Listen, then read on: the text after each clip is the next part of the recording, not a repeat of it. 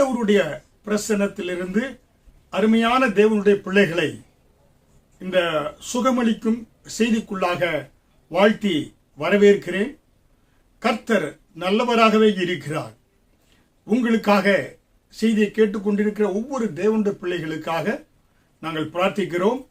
தேவனுடைய தெய்வீக சுகமளிக்கும் அந்த வல்லமை உங்களை தொட்டு கர்த்தர் சுகத்தையும் பலனையும் ஆரோக்கியத்தையும் உங்களுக்கு உங்கள் குடும்பத்தாருக்கும் கொடுப்பதற்கு அவர் விருப்பமுள்ள தேவனாக இருக்கிறார்.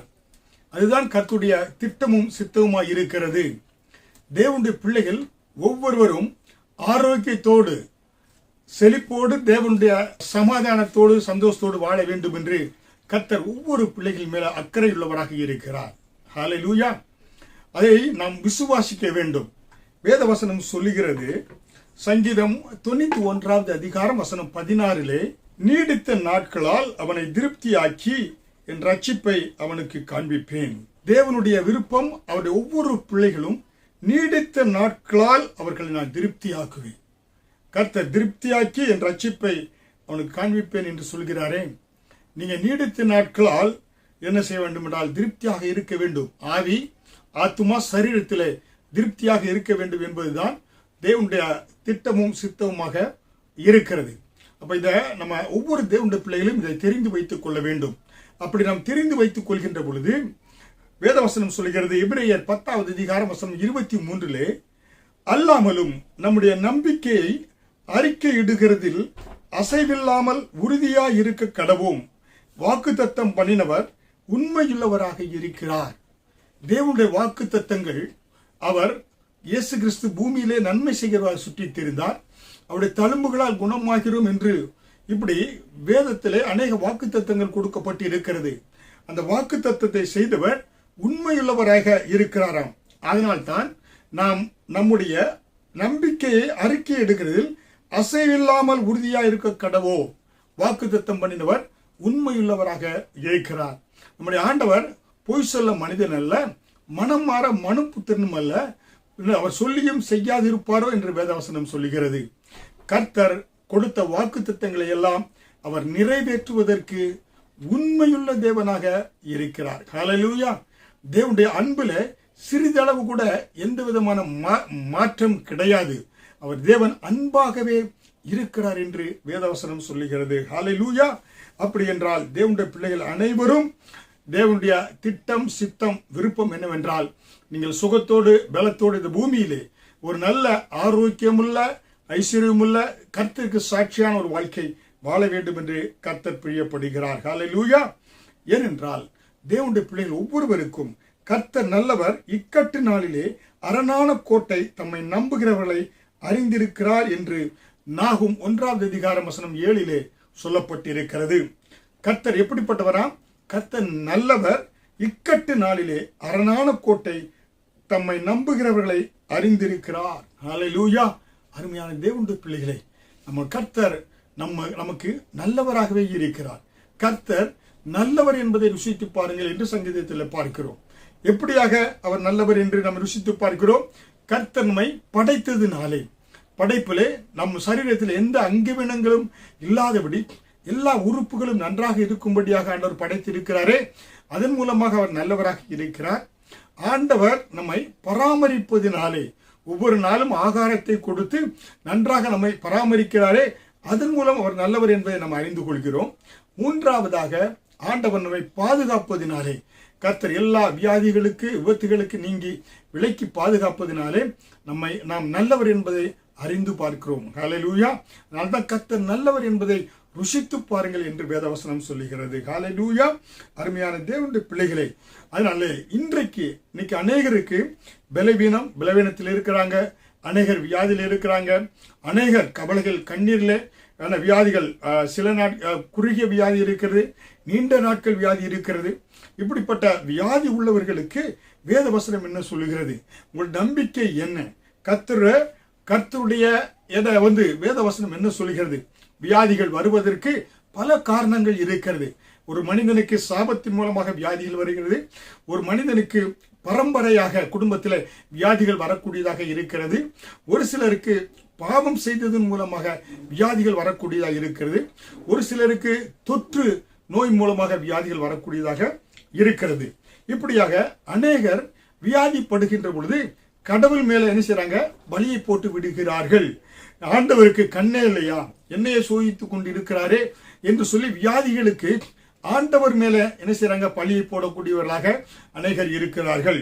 இன்னும் அநேகர் கர்த்தர் எனக்கு தண்டனை தரவே கடவுள் எனக்கு என்ன செய்றாரு, ஆண்டவர் என்னை பனிஷ்மெண்ட் பண்றதுக்காக நோயையும் வேதையும் என் வாழ்க்கையிலே கர்த்தர் அனுமதிக்கிறாரு என்று சொல்லி கர்த்தர் மேல என்ன செய்றாங்க, ஆண்டவர் மேல பழிய போடுறாங்க. புரியுங்களா? இன்னும் ஒரு சிலர் என்ன செய்றாங்க, ஏன்னா இந்த நோய் கொடுப்பதனாலே எனக்கு ஆண்டவர் என்ன செய்றாரு, பொறுமை அதன் மூலமாக கற்றுக் கொடுக்கிறாரு என்று சொல்லி ஒவ்வொருவரும் ஏன்னா ஒவ்வொரு விதத்திலே அதனுடைய பொருளை எடுத்துக்கொள்ளக்கூடியவர்களாக இருக்கிறார்கள். ஹல்லேலூயா. ஆனால் வேத வசனம் என்ன சொல்கிறது, நீங்கள் சுகமாய் இருப்பதை கர்த்தர் விரும்பவில்லை. உங்களுடைய வியாதிக்கு காரணம் கர்த்தர் அல்ல. கர்த்தர் எல்லா மனிதருடைய வியாதியை ஆண்டவர் வியாதியை கொடுத்து கர்த்தர் சோதிப்பவர் அல்ல. வேத வசனம் என்ன சொல்கிறது, யாக்கோபு 1ஆம் அதிகாரம் வசனம் 13 சோதிக்கப்படுகிற எவனும் நான் தேவனால் சோதிக்கப்படுகிறேன் என்று சொல்லாதிருப்பானாக. தேவன் பொல்லாங்கினால் சோதிக்கப்படுகிறார் அல்ல, ஒருவனையும் அவர் சோதிக்கிறவரும் அல்ல.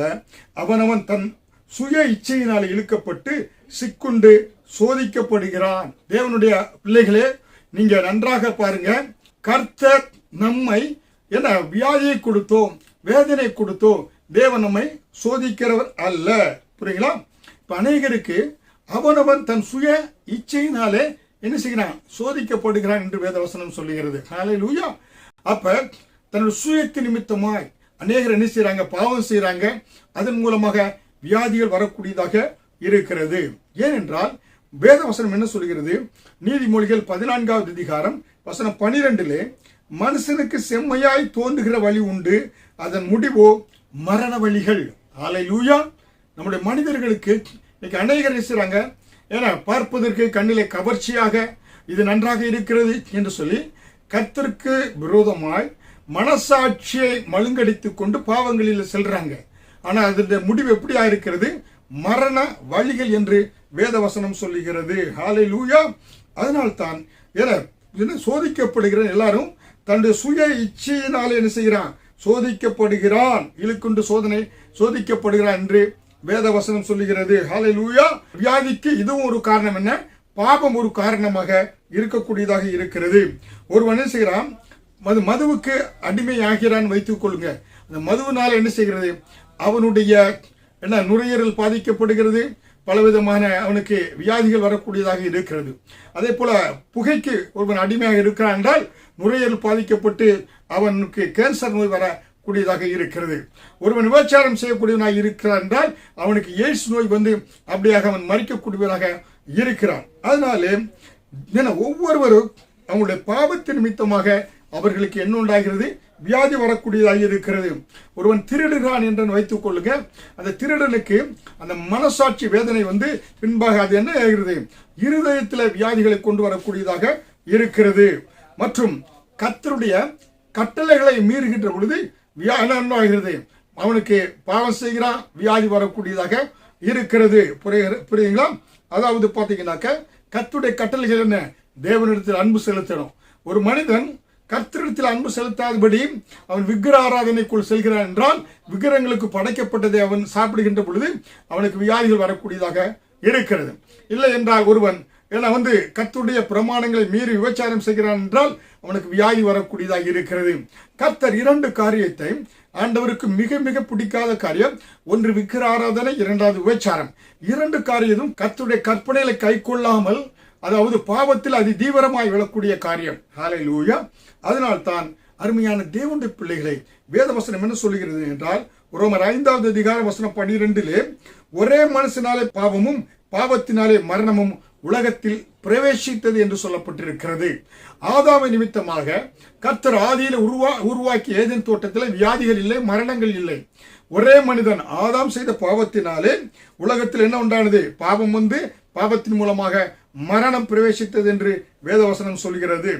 ரோமர் 5ஆவது அதிகாரம் 21 பாவம் மரணத்துக்கு ஏதுவாக ஆட்கொண்டது.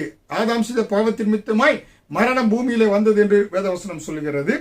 ரோமர் 6வது அதிகாரம் வசனம் 23 பாவத்தின் சம்பளம் மரணம் என்று சொல்லப்பட்டிருக்கிறது. ஹல்லேலூயா.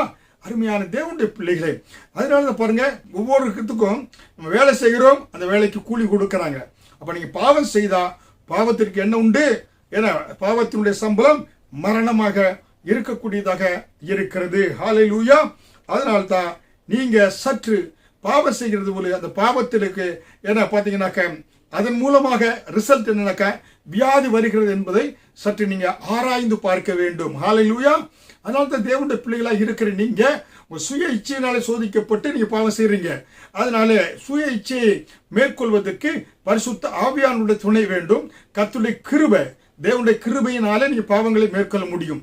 ஒவ்வொரு நிமிடமும் இயேசு கிறிஸ்து கல்வாரி சிலுவையிலே சிந்திய ரத்தத்தை நினைவு கூர்ந்து கல்வாரி நோக்கி பார்த்தீங்கன்னா, அந்த கல்வாரி சிலுவையிலே சிந்திய ரத்தம் கிருபையா என்னை மீட்டெடுத்ததே, நான் மீண்டும் மீண்டும் பாவம் செய்யாதபடி என்னை பாதுகாத்ததே என்று அந்த கிருபையை நினைக்கின்ற பொழுது பாவத்தை மேற்கொள்வதற்கேற்ற அந்த பலனை பரிசுத்த ஆவியானவர் உங்களுக்கு கொடுப்பார். ஹல்லேலூயா. அதனால்தான் பாவத்தினுடைய சம்பளம் மரணம் என்று சொல்லப்பட்டு இருக்கிறது. இந்த வேதத்தில் உங்களுக்கு நான் சொல்ல வேண்டும் என்றால் பாருங்கனாக்கா, ஆனா தாவீது நம்ம பார்க்கின்ற பொழுது தாவீது என்ன செய்தான்? பாவம் செய்தான். அவன் ஒரு அரசன். கர்த்தர் அவனை ஆடு மேய்த்துக் கொண்டிருந்தவனை அரசனாக ஆண்டவர் உயர்த்தினார். ஒரு நாள் என்ன செய்கிறான் பாருங்க, எல்லாம் அவருடைய யுத்த வீரர்கள் எல்லாம் போர்க்களத்தில் இருக்கிறாங்க. ஆனால் ராஜாவை என்ன செய்கிறான்? வீட்டினுடைய மேலே மொட்டை மாடியில் என்ன செய்கிறான்? உலாவிக் கொண்டு இருக்கிறான். அங்கே கீழே பார்க்கிறான், அங்கே பத்சேபாள் என்ன செய்கிறான்? குளித்துக் கொண்டிருக்கிறாள். உடனே அதை பார்த்த உடனே அவன் பாவத்திலே விழ ஆரம்பிக்கிறான். பாவத்திலே விழுகின்ற பொழுது அது பத்சேபாள் வந்து முதல் கணவன் யாரு? அவன் உரியா. என்ன செய்யறான்? பத்சேபாள் அதை குறித்து தாவீது கவலைப்படாதபடி அவளை பத்சேபாளை அழைத்து கொண்டு வந்து அவளோட என்ன செய்தான்? உபச்சாரம் செய்தான். உரியாவை என்ன செய்தான்? கொலை செய்வதற்கு அவன் என்ன போர் முனையிலே முன்பாக நிறுத்தி அவன் கொலை செய்வதற்கு காரணமாக, சாவதற்கு காரணமாக தாவீது இருந்தான் என்று பார்க்கிறோம். அதனாலே அடுத்தவருடைய மனைவியை அபகரித்ததினாலே அவன் அதன் மூலமாக பத்சேபாளுக்கு ஒரு குழந்தை பிறந்தது. வேதவசனம் சொல்லுகிறது. 2 சாமுவேல் 11வது அதிகாரத்திலும் 12வது அதிகாரத்திலும் பார்த்தோம் என்றால் பத்சேபாள் யாரு பண்ணா? உரியாவினுடைய முதல் மனைவியாகிய பத்சேபாலை தாவீது என்ன செய்தான்? அவன் அடைந்தான் என்று சொல்லப்பட்டு இருக்கிறது. அப்படிப்பட்ட அந்த பத்சேபாலை அவன் என்ன செய்தானாக்கா, கர்த்தருக்கு விரோதமாய் காரியங்கள் அவன் செய்ததினாலே அவன் என்ன செய்தானாக்கா, அதன் மூலமாய் பத்சேபாளுக்கு ஒரு குழந்தை பிறந்தது. அந்த குழந்தை பிறக்கின்ற பொழுது அந்த குழந்தை என்ன செய்ததுனாக்க, 7ஆம் நாள் அந்த குழந்தை பிறந்து அது மரண வியாதியாக இருந்தது. தாவீது உபவாசம் இருந்த அந்த குழந்தைக்காக, அந்த ஆண் பிள்ளைக்காக, ஏன்னா பத்சேபாள் இடத்துல பிறந்த ஆண் குழந்தைக்காக. ஆனாலும் அவனுடைய உபவாச ஜெபம் கேட்கப்படாதனாலே அந்த பிள்ளை மரித்து போனாள் என்று சொல்லி 2 சாமுவேல் 12வது அதிகாரம் 18வது வசனத்திலே 7ஆம் நாளிலே பிள்ளை செத்து போயிற்று என்று சொல்லப்பட்டிருக்கிறது. ஹல்லேலூயா. தாவீதுக்கு பத்சேபாள் மூலம் பிறந்த குழந்தை செத்து போனது. ஹல்லேலூயா. காரணம் பாவத்தினுடைய சம்பளம் மரணம் என்று வேதவசனம் சொல்லுகிறது. ஹல்லேலூயா. பாத்தீங்கன்னா மரணத்துக்கு ஏதுவான வியாதி அந்த பிள்ளை மேல் வந்து அந்த பிள்ளை மரித்தது என்று பார்க்கிறோம். ஹல்லேலூயா. அருமையான தேவனுடைய பிள்ளைகளே, அதனாலே இயேசு கிறிஸ்துவை யாராவது சொந்த இரட்சகராய் ஏற்றுக்கொள்ளாதவர்கள் இருந்தால் கர்த்தர் வேதத்திலே நமக்கு அநேக மக்களுடைய வாழ்க்கையை முன்னுதாரணமாக வைத்திருக்கிறார். தாவீதை பார்க்கின்ற பொழுது தாவீது பத்சேபாளிடத்திலே அவன் சேர்ந்து அடுத்தவருடைய மனைவி உரியாவை அவன் என்ன செய்தான்? உரிமை கொண்டாடி அவளோடு கூட அவன் சயனித்ததினாலே பிள்ளை பிறந்து பிள்ளை மரணித்தது என்று பார்க்கிறோம். இருந்தாலும் தாவீது என்ன செய்தார் பாருங்க, சங்கீதம் 53 தாவீது பாவம் செய்து அவன் வந்து பார்த்தீங்கன்னாக்க நாத்தான் தீர்க்கதரிசி அவனுக்கு உணர்த்திய பொழுது அவன் வந்து இருந்த இடம் கர்த்தருடைய சமூகத்தில் ஓடி வந்து விழுந்தான். பாவம் செய்தான். அவன் பாவம் செய்து அந்த பாவத்திற்கு பரிகாரமாக தேவனுடைய சமூகத்தை தேடி ஓடி வந்தான் என்று பார்க்கிறோம். இஸ்ரவேலுடைய முதல் ராஜா சவுல், அவரும் குறி சொல்கிற அஞ்ஞானம் பார்க்கிறத தேடி சென்றான். ஏன்னா அவன் கர்த்தருக்கு விரோதமாய் இருதயத்தை திருப்பினான். ஆனால் கர்த்தருடைய சமூகத்துக்கு வரவில்லை சாமுவேல், அதாவது சவுல் ராஜா. ஆனால் தாவீது பாவம் செய்த பொழுது அவன் வந்து விழுந்த இடம் கர்த்தருடைய சமூகத்தில் வந்து விழுந்தான். பாவத்திற்கு என்ன பரிகாரம் தேடினான். சங்கீதம் 51 நம்ம பார்க்கின்ற பொழுது வசனம் 1 முதல் 12 நம்ம பார்த்தோம் என்றால் அங்கே சொல்கிறார், தேவனே உமது கிருபையின்படி எனக்கு இறங்கும், உமது மிகுந்த இரக்கங்களின்படி என் மீறுதல்கள் நீங்க என்னை சுத்திகரியும், என் அக்கிரமம் நீங்க என்னை முற்றிலும் கழுவி என் பாவம் வரை என்னை சுத்திகரிங்க. ஆண்டவரே, நான் பாவம் செய்துட்டேன், ஏன்னா மனசாட்சியில் வேதனைப்படுறேன், என்னை பாவம் வர சுத்திகரியும் என்று கேட்டு என் மீறுதல்களை நான் அறிந்திருக்கிறேன், என் பாவம் எப்பொழுதும் எனக்கு முன்பாக நிற்கிறது. தேவரீர் ஒருவருக்கே விரோதமாய் நான் பாவம் செய்து உமது கண்களுக்கு முன்பாக பொல்லாங்கானதை நடப்பித்தேன். நீர் பேசும்போது உம்முடைய நீதி விளங்கும், நீர் நியாயம் தீர்க்கும் போது உம்முடைய பரிசுத்த விளங்கும். இதை அறிக்கை இடுகிறேன்.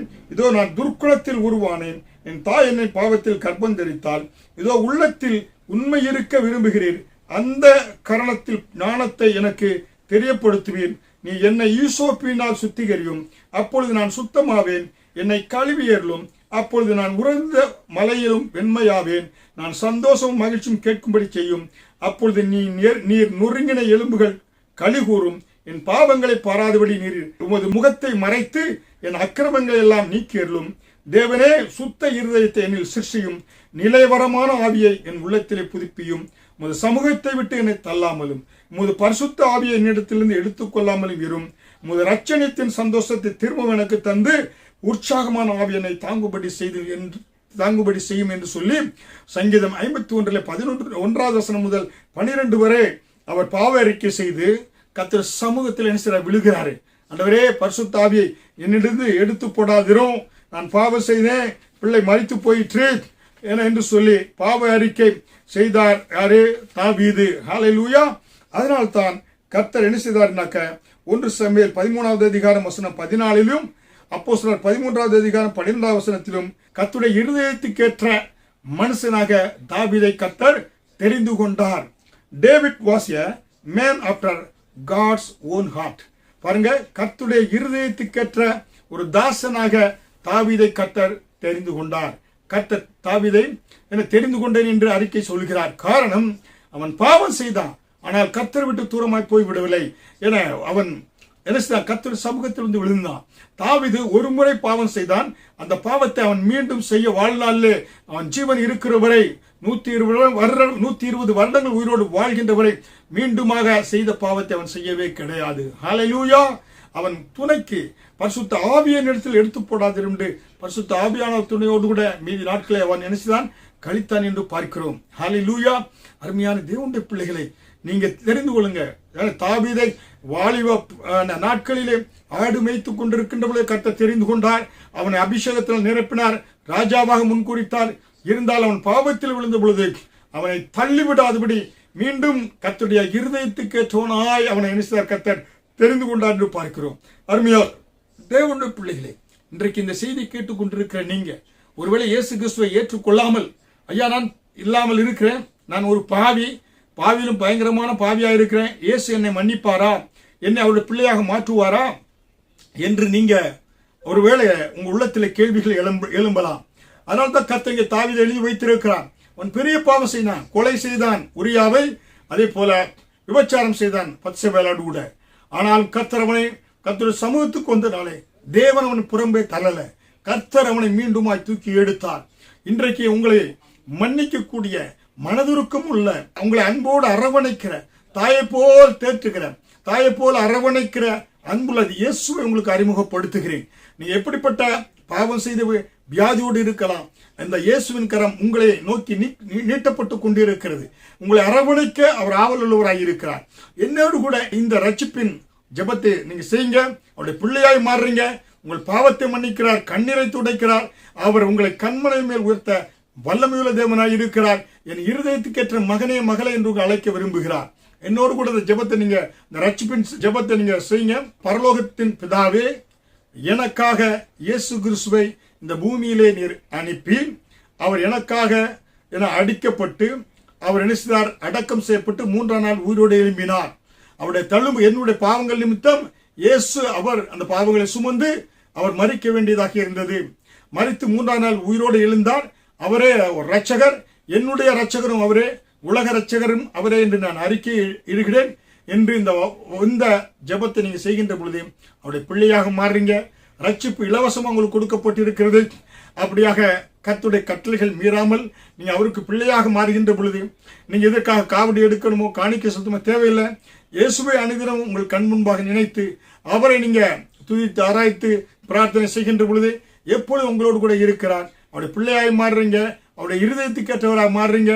அப்படியாக கர்த்தர் உங்களை எல்லா தீங்குக்கும் விசேஷமாக எல்லா வியாதிக்கும் விலக்கி உங்களை பாதுகாத்து அற்புதமாக நடத்தக்கூடியவராக இருக்கிறார். ஹல்லேலூயா. அருமையான தேவனுடைய பிள்ளைகளே, அதனால்தான் பாவம் ஒரு வேளை பாவத்தின் நிமித்தம் வியாதிகள் வந்தா நீங்க என்ன செய்யணும்னாக்க அது ஆதாம் மூலமாக, ஆதாம் மீறப்பட்டது மூலமாக மனுக்குலத்திற்கு என்ன செய்து பாவம் வந்தது. ஆண்டவர் என்ன செய்தாரு, அந்த பாவத்தை எல்லாம் இயேசு தன்னுடைய தான் ஏற்றுக்கொண்டு நமக்கு ஜீவனை கொடுத்திருக்கிறார். ஹல்லேலூயா. அதனால்தான் நீங்க சற்று உங்களை ஆராய்ந்து பார்த்து உங்கள் வியாதிக்கு காரணம் என்ன, ஒருவேளை பாவமா, அந்த பாவத்தை அறிக்கையிட்டு இயேசுவின் சமூகத்தில் ஓடி வந்து விடுங்க. அவர் உங்களுக்கு புது வாழ்வை கொடுக்கக்கூடியவராக இருக்கிறார். 2 கொரிந்தியர் 5வது அதிகாரம் வசனம் 17 சொல்லப்பட்டது போல, ஒருவன் கிறிஸ்துவுக்குள் இருந்தால் பழையவனை எல்லாம் ஒழிந்து போயின, புதிய மனுஷனாக மாறுகிறான். இயேசுவை ஏற்றுக்கொள்கின்ற பொழுது பழைய வாழ்க்கை, பழைய கோபக்காரன், பழைய விபச்சாரக்காரன், பழைய ஆத்திரக்காரன், கொலைகாரன் எல்லாம் பழைய மறைந்து போய் ஒரு புதிய சிருஷ்டியாக பிறந்த புதிய குழந்தை போல நீங்க மாறுறீங்க. கர்த்தர் உங்களுக்கு ஒரு புதிய வாழ்க்கை, பரிசுத்தமான ஒரு வாழ்க்கை, பாவமில்லாத ஒரு வாழ்க்கையை கர்த்தர் உங்களுக்கு கொடுப்பதற்கு பரிசுத்த ஆவியானவரை கொடுத்திருக்கிறார். அவர் உங்களுக்கு உதவி செய்யக்கூடியவராய் இருக்கிறார். அதுதாங்க கிருபை. ஹல்லேலூயா. அந்த கிருபையில நீங்க நிலைத்து நிற்பதற்கு தேவன் உங்களுக்கு உதவி செய்வார். ஹல்லேலூயா.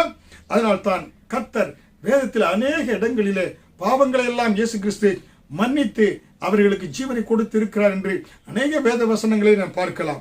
மத்தேயு 9வது அதிகாரம் வசனம் 1 முதல் 8 பார்க்கின்ற பொழுது அங்க படித்து பார்த்தீங்கன்னா, திமிர்வாதக்காரனை 4 பேர் சுமந்து கொண்டு வர்றாங்க. இயேசு ஒரு வீட்டில் இருக்கிறாரு, போக முடியல, கூட்டமா இருக்கிறது. 4 பேர் அந்த திமிர்வாதக்காரனை கொண்டு வந்து அவங்க என்ன செய்றாங்க, விசுவாசத்தோடு அந்த வீட்டுடைய மேல் வீட்ட கூரை பீத்து இயேசு அங்க உட்கார்ந்து இருக்கிற இடத்துக்கு நேராக கட்டில் அப்படியே கீழே இறக்குறாங்க. அங்கே அவங்க நம்பிக்கையோடு 4 பேர் வந்த பொழுது இயேசுவின் இடத்துல அந்த திமிர்வாதக்காரனை சுகமாக்கும்படியாக கேட்ட பொழுது இயேசு அவருடைய விசுவாசத்தை கண்டு, மகனே திடன்கொள், உன் பாவங்கள் உனக்கு மன்னிக்கப்பட்டது என்று சொன்னார். ஹல்லேலூயா. அந்த திமிர்வாதக்காரன் எப்படி வந்தா, பாவத்தின் நிமித்தமாக அவனுக்கு அந்த வியாதி வந்தது. இயேசு என்ன செய்தாரு, மகனே திடன்கொள், உன் பாவம் மன்னிக்கப்பட்டது என்று சொன்னது மட்டுமல்ல, அந்த மத்தேயு 9வது அதிகாரம் வசனம் 6-7 பூமியிலே பாவங்களை மன்னிக்க மனுஷகுமாரனுக்கு அதிகாரம் உண்டு என்பதை நீங்கள் அறிய வேண்டும் என்று சொல்லி திமிர்வாதக்காரனை நோக்கி, நீ எழுந்து உன் படுக்கை எடுத்துக்கொண்டு உன் வீட்டுக்கு போ என்றார். உடனே அவன் எழுந்து தன் வீட்டிற்கு போனான். ஹல்லேலூயா. அருமையான தேவனுடைய பிள்ளைகளே, பாருங்க, கர்த்தர் இயேசு கிறிஸ்து எப்படியாக ஒரு திமிர்வாதக்காரனை எப்படியாக அருமையாக இயேசு கிறிஸ்து குணமாக்குகிறார். குணமாக்குவதற்கு முன்பாக உன் பாவம் மன்னிக்கப்பட்டது. பாவம் மன்னிக்கப்படுகின்ற பொழுது அப்படி உடனடியாக என்ன உண்டாகிறது, சுகத்தை பெற்றுக் கொள்ளக்கூடியவராக மாறுறீங்க. உங்கள் உலகத்திலே பாவத்தை மன்னிப்பதற்கு ஒரே ஒருவருக்கு தான் அதிகாரம் உண்டு, அது இயேசு கிறிஸ்து. அவரிடத்தில் உங்கள் பாவங்களை நீ அறிக்கையிடுகின்ற பொழுது உங்களுக்காக பாஸ்டரோ பிஷப்போ இல்ல தீர்க்கதரிசியோ ரத்தத்தை சிந்தவில்லை. உங்களுக்காக ரத்தத்தை சிந்தினவர் யார்? இயேசு கிறிஸ்து ஒருவர் தான். அவரிடத்தில் உங்கள் பாவங்களை அறிக்கையிட்டு நீங்க பாவ மன்னிப்பை பெற்றுக் கொள்கின்ற பொழுது, பாவ மன்னிப்பு என்ன, இயேசுவே நீர்தான் என் ரட்சகர், என் பாவங்களுக்காக மரித்தீர், அடக்கம் செய்யப்பட்டு 3 நாள் உயிரோடு எழுந்தீர், நீரே உலக ரட்சகர். அவ்வளவுதான். மிக இலகுவானது. பாருங்க, ஆசியாவிற்கு ஓசியாக கிடைத்த மேசியா இயேசு, இலவசமாக ரட்சிக்கப்படுறீங்க வாயில அறிக்கை செய்கின்ற பொழுது. அப்ப என்ன செய்யறீங்க, நம்ம பாவங்களை அவர் மன்னித்து ஆண்டவர் என்ன செய்யறாரு, உங்களுக்கு பாவத்தினால் வந்த வியாதியிலிருந்து கர்த்தர் சுகத்தை கொடுக்கக்கூடியவராக இருக்கிறார். ஹல்லேலூயா. அவன் எழுந்து தன் வீட்டுக்கு போனானா, திமிர்வாதக்கோட பாவங்கள் மன்னிக்கப்பட்ட பொழுது. ஹல்லேலூயா. அதே போல பாருங்க, பெதஸ்தா குளத்தண்டை 38 வருஷமா ஒரு படுக்கை படுத்து இருக்கான். இயேசு அங்கே வந்தார். யோவான் 5வது அதிகாரம் 14 பின்பு அவனை இயேசு எழுந்தாரு, அவனை தொட்டு எழுந்தாரு, உன் படுக்கை எடுத்துக்கொண்டு நீ போ என்று சொன்னார். அது மட்டுமல்ல, யோவான் 5:14 பின்பு அவனை தேவாலயத்தில் கண்டு, இதோ நீ சொஸ்தமானாய், அதிக கேடானது ஒன்று உனக்கு வராதபடி இனி பாவம் செய்யாதே. உன் பாவத்தின் நிமித்தமாக வியாதி 38 வருஷம் படுத்திருந்த, இனிமேல் நீ சுகத்தை பெற்றுக் கொண்டாய், நீ அதிகமான கேடு வந்துடக்கூடாது, இன்னும் போய் நீ பாவத்து மேல் பாவம் செய்து வியாதி வந்துடாதபடி கேடு ஒன்று செய்யாதே, இனிமேல் பாவம் செய்யாதே என்று சொன்னார். ஹல்லேலூயா. 30 வருட வியாதி காரணம் என்ன? பாவம். பாவத்தினாலே வியாதி வந்தது என்று பார்க்கிறோம். ஹல்லேலூயா. அதே போல நம்ம பார்க்கின்ற பொழுது, அதாவது ஆசா என்ற ஒரு ராஜா, பழைய ஏற்பாட்டு காலத்திலே 2 நாளாகமம் 16வது அதிகாரம் வசனம் 7 முதல் 13 பார்த்தா, ஆசா என்னும் பேருள்ள ராஜா பார்க்கிறோம். அவன் எப்படின்னா இஸ்ரவேல் தேசத்தை அரசாண்டான். அவன் எப்படி இருந்தாக்க அவன் உள்ளம் கர்த்தரை விட்டு திரும்பி மனம் போன போக்கிலே அவன் உள்ளம் வழி விலகி சென்றது என்று பார்க்கிறோம். அவன் பாருங்க, கர்த்தர் தமது தீர்க்கதரிசி அனுப்பி அவனது பாவத்தை குறித்து எச்சரித்தார். அவன் மனம் அந்த பாவத்திலிருந்து அவன் மனம் திரும்பவே இல்லை. யாரு? ஏன்னா ஆசா என்ற ராஜா. அதை தொடர்ந்து அவனுக்கு என்ன வந்தது? வியாதி வந்தது. அவன் கர்த்தரை தேடாததினாலே அவன் வியாதியில் மறிக்க வேண்டியதாக போனது என்று 2 நாளாகவும் 16வது அதிகாரம் 7-13 பார்க்கிறோம். கர்த்தர் அவனுக்கு எச்சரிக்கை கொடுத்தாரு. கர்த்தர் சமூகத்தில் அவன் திரும்பல. தீர்க்கதரிசி மூலமாக அவன் வியாதியிலே மறித்து போனான் என்று ஆசா ராஜாவை குறித்து தேவன் வேதத்தில் எழுதி வைத்திருக்கிறார். ஹல்லேலூயா. அதனால்தான் பாவத்தின் சம்பளம் மரணம். பாருங்க, இன்றைக்கு நீங்க நம்ம ஒரு பந்து எடுக்கிறோம், அது சுவரில் எரிஞ்சு என்ன ஆகுறது? அந்த பந்து நம்மை நோக்கி திரும்பி வரக்கூடியதாக இருக்கிறது. ஹல்லேலூயா. அப்ப ஒரு விசைக்கு மறு விசை ஒன்று இருக்கிறது, புரியுங்களா? அப்ப பாவம் செய்தா என்ன, அதுக்கு மரணம் ஒரு வியாதியாக இருக்கிறது, அதனுடைய பலன், புரியுங்களா? பாவத்தின் சம்பளம் மரணம் சொல்றேன் பாருங்க. அதனால இங்கே ஆசா ராஜா பாவம் செய்தார், ஆண்டவரை எச்சரித்தார், கர்த்தர் பக்கம் திரும்பவில்லை, மரித்து போனான் என்று பார்க்கிறோம். ஹல்லேலூயா. வியாதிகள் அகற்றப்படுகின்ற பொழுது அவர்களுக்கு என்ன உண்டாகிறது? அவர்களுக்கு சுகம் உண்டாகக்கூடியதாக இருக்கிறது. ஹல்லேலூயா. அருமையான தேவனுடைய பிள்ளைகளே, இன்றைக்கு நீங்க தேவனுடைய சமூகத்தில் உங்களுடைய பாவங்களை அறிக்கையிட்டு நீங்க என்ன செய்ய வேண்டும் என்றால், கர்த்தரை திரும்புகின்ற பொழுது அதன் மூலமாக வரக்கூடிய பாவங்களை இயேசு உங்களுக்கு நிவர்த்தி ஆக்கக்கூடியவராக இருக்கிறார். அதனால்தான் இயேசு கிறிஸ்துவின் ரத்தம் சகல பாவங்களை நீக்கி நம்மை சுத்திகரிக்கும் என்று சொல்லி யோவான் 1வது அதிகாரம் வசனம் 9 பார்க்கிறோம், 7 பார்க்கிறோம். உலகத்திலே பாவத்தை மன்னிப்பதற்கு ஒரே ஒருவருக்கு தான் அதிகாரம் உண்டு, அது இயேசு கிறிஸ்துக்கு. அந்த பாவத்தை மன்னிப்பதன் மூலமாக உங்களுக்கு தெய்வீக சுகம் உண்டு, ஆரோக்கியம் உண்டாகக்கூடியதாக இருக்கிறது. ஹல்லேலூயா. கர்த்தர் நீங்கள் சாவாமல் பிழைத்திருந்து அவருடைய கிரியைகளை பூமியிலே விளக்கக்கூடியவர்களாக நீங்க இருப்பீங்க. சங்கீதம் 118வது அதிகாரம் 14வது வசனத்தில் சொல்லப்பட்டது போல. ஹல்லேலூயா. அருமையான தேவனுடைய பிள்ளைகளே, அதனால்தான் வேதவசனம் சொல்லி யாக்கோபு 5வது அதிகாரம் 15 விசுவாசமுள்ள ஜெபம் பிணியாளி ரட்சிக்கும், கர்த்தர் அவனை எழுப்புவார், அவன் பாவம் செய்தவனானால் அது அவனுக்கு மன்னிக்கப்படும். ஹல்லேலூயா.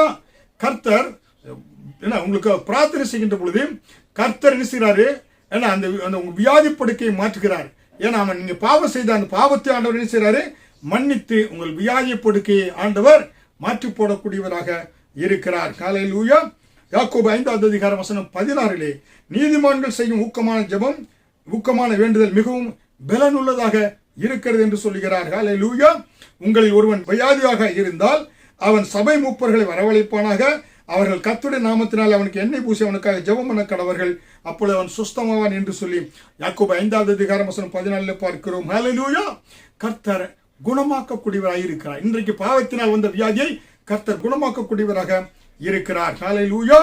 எல்லா பாவங்களையும் மன்னிப்பதற்கு இயேசு கிறிஸ்து சர்வ வல்லமையுள்ள தேவனாக இருக்கிறார். ஏன்னா இயேசு கிறிஸ்து ரத்தம் சகல பாவங்களை நீக்கி நம்மை சுத்திகரிக்கும் என்று வேதவசனம் சொல்லுகிறது. அதனால அவரை நோக்கி இப்ப பாருங்க, உங்களுக்காக நான் பிரார்த்தனை செய்கிறேன். உங்கள் பாவத்தை மன்னித்து இயேசு கிறிஸ்து உங்களுக்கு சுகத்தையும் பலனையும் ஆரோக்கியத்தை கொடுக்க வல்லவராக இருக்கிறார். எங்கள் நேசிக்கிற பரம தகப்பனாகிய கர்த்தாவே, அருமை ரட்சகர் இயேசு கிறிஸ்துவே, செய்தி கேட்கிற ஒவ்வொரு பிள்ளைகளுக்காக திறப்பிலே நிற்கிறேன். இந்த அருமையான வேளையில ஒருவேளை பாவத்து நிமித்தமாய் வியாதிகளோடு இருக்கிற இந்த பிள்ளைகளை நீங்க நினைவு கூறும். இந்த பிள்ளைகளை கண்ணோக்கி பாரு. இந்த பிள்ளைகள் மேல் உங்கள் ரத்தத்தை தெளிக்கிறேன். இந்த பிள்ளைகள் என்னோடு கூட விசுவாசத்தோடு உங்களை ரட்சகராக ஏற்றிருக்கிறாங்க. இந்த ஏற்றிருக்க இந்த பிள்ளைகளை உங்கள் ரத்தம் கழுவி சுத்திகரித்து இருக்கிறது, நீதிமான்களாய் மாற்றி இருக்கிறது. உங்களுடைய அளவு கடந்த கிருபையினாலே ஒவ்வொருவரையும் நீதிமானாய் மாற்றி இருக்கிறீங்க. இவர்களுக்கு இப்பொழுதே நீர் கொடுத்த அதிகாரத்தின்படி இவர்களுக்குள் இருக்கிற இந்த வியாதியை இயேசு கிறிஸ்துவின் நாமத்தில் அதிகாரத்தை பயன்படுத்துகிற அப்பாலே போ என்று சொல்கிறேன்.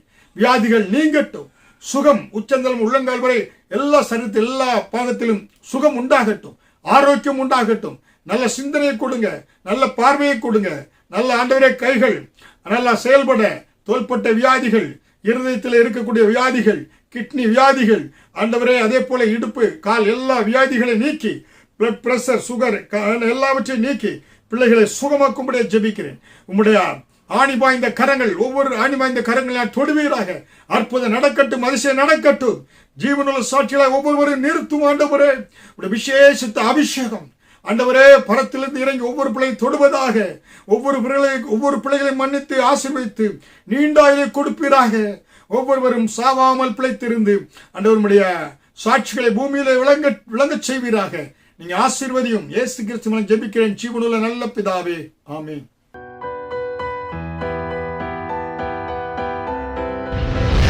கர்த்தர் உங்களை ஆசீர்வதிப்பாராக.